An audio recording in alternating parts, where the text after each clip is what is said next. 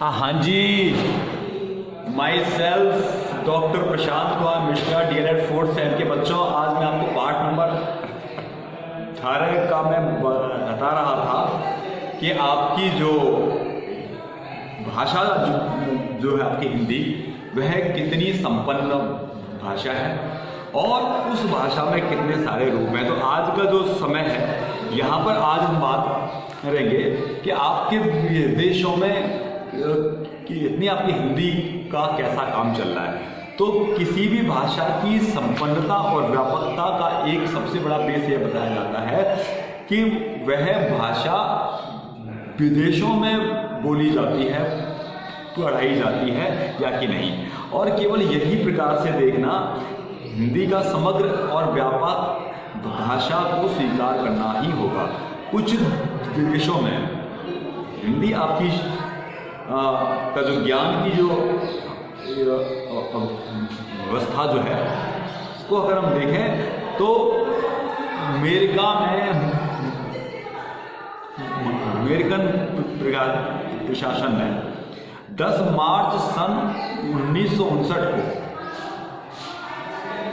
एक विज्ञप्ति प्रकाशित की और जिसमें हिंदी को दूसरी भाषाओं के साथ अमेरिकी वासियों को बहुत ही आवश्यक बताया। मतलब 10 मार्च सन 1959 के टाइम पर वहाँ पर एक विज्ञप्ति प्रकाशित उन्होंने की अमेरिका वालों ने, और कहा कि यहाँ की जो भाषाएं हैं उन भाषाओं के साथ साथ हिंदी भाषा को भी महत्व देना चाहिए।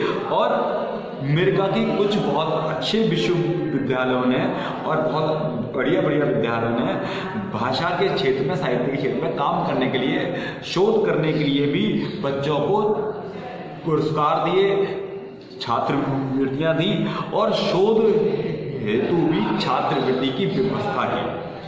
BA से नीचे के छात्रों को छात्रवृत्तियां हिंदी पढ़ने के लिए नहीं दी जाती, बल्कि हिंदी ग्रंथों को अमेरिका में अनुवाद करने के लिए भी दी जाती हैं।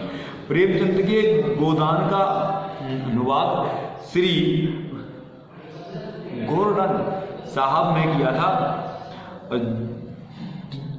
जो कि आपका यूनेस्को में भी प्रकाशित है। पेंसिल्वेनिया, टेक्सास तथा शिकागो विश्वविद्यालयों में हिंदी की कई सारी बोलियों पर, लोक भाषाओं पर बहुत सारा बढ़िया काम देखने को मिला है। इतना होते हुए भी दूसरी विश्व की भाषाओं की शिक्षा की तुलना में हिंदी की शिक्षा अमेरिका में बहुत पीछे है। और ब्रिटेन में लंदन विश्वविद्यालय से संबंध school of oriental and African studies नामक विश्वविद्यालय की स्थापना सन 1917 में आपकी हुई, 1917 में, और रॉयल एशियाटिक सोसाइटी के 10 वर्षों के प्रयास के बाद हुई थी। मतलब वहाँ की एक सोसाइटी थी, एशियाटिक आपकी सोसाइटी, उसने 10 साल तक बहुत प्रयास किया, तब जाकर ये चीज़ चालू हुई। और प्रारंभ में इसका नाम जो था, यहाँ पर मात्र भाषा हिंदी की जो पढ़ाई थी वह 3 स्तरों पर की जाती थी। एक कोर्स परिचयात्मक है, दूसरा BA ऑनर्स तथा तीसरा कोर्स MPhil और PhD का है। प्रथम कोर्स 1 वर्ष का है, द्वितीय 3 और 4 वर्ष का है। इस संस्था में हिंदी की पुस्तकें और पांडुलिपियां हैं। ब्रिटेन में दूसरे स्थानों पर हिंदी की शिक्षा की कोई व्यवस्था नहीं है। और जबकि आपके रूस के विश्वविद्यालय हिंदी भाषा तथा साहित्य के विभिन्न पक्षों पर शोध कार्य कराते हैं। उज्बेकिस्तान के ताशकंद विश्वविद्यालय में हिंदी का पठन पाठन होता है। मॉस्को में भी हिंदी पढ़ाई जाती है। और डॉक्टर चेलिशिव और डॉक्टर बारेनिकोव के हिंदी ज्ञान से भी सभी भारतीय परिचित हैं। डॉक्टर चेलिशिव से लेखक की मुलाकात और बातचीत हुई और लेखक इस निष्कर्ष पर पहुंचा है कि उनका हिंदी साहित्य का ज्ञान भारत के अन्य साहित्यवासियों के से भी ज़्यादा उच्च स्तरीय है। और जर्मनी में अगर हमें हिंदी का अध्ययन प्रारंभ करने का श्रेय श्री डो गुस्टस फ्रेडरिक हॉयरले, ये आपके 1841 से 1918 तक में पैदा हुए थे। सन 1880 में प्रकाशित इनकी पुस्तक थी a comparative grammar of the guardian language. कौन सी थी इनकी पुस्तक? A comparative grammar of the guardian language की डॉक्टर धीरेन्द्र वर्मा साहब ने बहुत प्रशंसा की थी।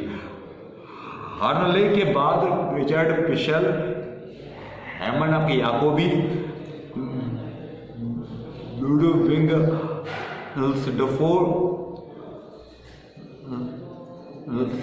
डोर्फ ने भी हिंदी पर बहुत सारा काम किया।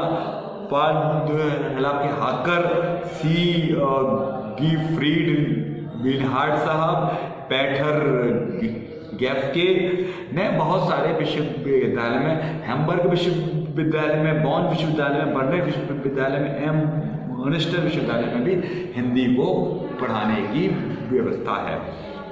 जापान में Tokyo school of foreign language में सन 1911 से मतलब 1911 से आपकी जापान में हिंदी पढ़ाई जा रही है।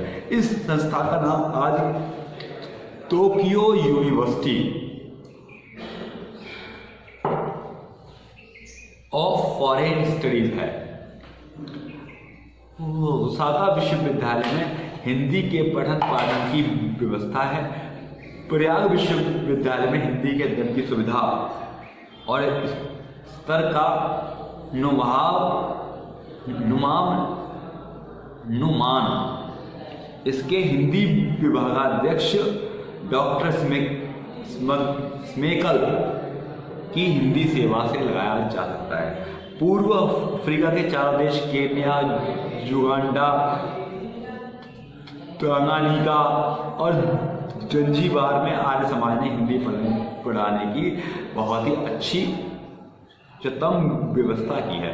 बहुत बड़ी संस्था में बच्चे वर्धा की हिंदी परीक्षाओं में सम्मिलित होते हैं। दक्षिण अफ्रीका में कुछ छात्र हिंदी में बहुत ज़्यादा इंटरेस्ट दिखा रहे हैं। फिजी और मॉरिशस में भी हिंदी के अध्ययन का कार्य देखने को मिलता है। भारत में भारतीय मूल के लोग वहाँ पर हिंदी को बोलते हैं, पढ़ते हैं, सीखते हैं। मलेशिया के ज़्यादातर लोग मुसलमान हैं, किंतु हिंदू धर्म के मूल जो भाव है वो उनमें इतने बैठ गए हैं। मलय भाषा में राजा, श्री, मौसम, हाकिम, ऊटा, लोबड़ी, दोषा, रूपा जैसे शब्द वही बातों में प्रयुक्त हैं जिस में वे हिंदी में प्रयोग किए जाते हैं।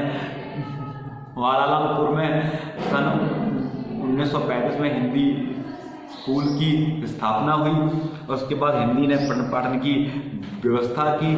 और आपके पड़ोसी आपके देश नेपाल में भी हिंदी का पठन पाठन बहुत ही अच्छे ढंग से होता है। अमेरिकन इंटरनेशनल स्कूल आपका काबुल, अफगानिस्तान, हिंदी प्रचार सभा कोलंबो और भी बहुत सारे विश्वविद्यालय और आपके ऐसे देश हैं जहाँ पर हिंदी से संबंधित कई सारे काम किए जाते हैं।